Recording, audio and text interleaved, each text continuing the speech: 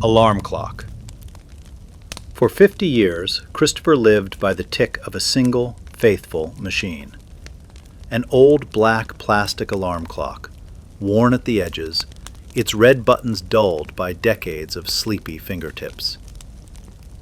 At 3:27 a.m. sharp, every morning without fail, it buzzed with a shrill insistence that dragged Kristofer from the dream world.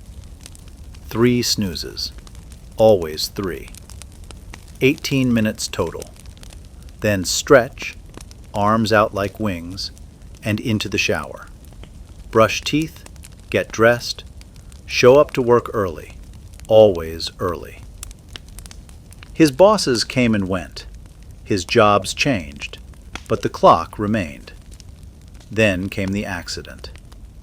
September 19th, 11:19 a.m. 5 days before his birthday.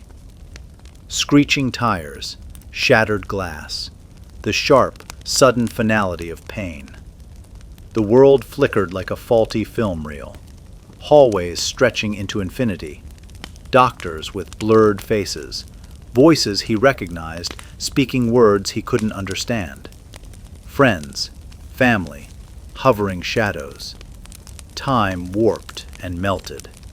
And then, beep, beep, beep, beep, Kristofer gasped. 3:27 a.m., just like always. His hand shot out on instinct. Snooze. Once, twice, 3 times. Only this morning felt off. The air around him, still, warm, congested. He stretched, as he always did, but instead of cool air brushing his fingertips, he felt satin, thick, suffocating satin. He tried to sit up, but his shoulders struck wood. His feet wouldn't move.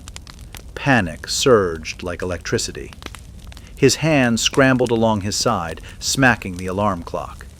He pressed the light button. The dull yellow screen flickered. 3:45 a.m. The date glowed below, May 1st. A piece of paper rested neatly on his chest. Trembling, he lifted it, guided only by the faint glow of the screen. His fingers traced the words. Dear Dad, we know how much your routine meant to you. You were always so dependable. We thought you'd want this with you. Something you could always count on, even now. Love, Kylie, Cammy, and Cody Bug. Kristofer's breath caught in his throat. He tried to scream, but his mouth was sewn shut. He beat at the lid above him, nails splintering. No sound but the ticking of the alarm clock beside him. Still loyal, still on time, still waking the dead. And tomorrow, it will go off again.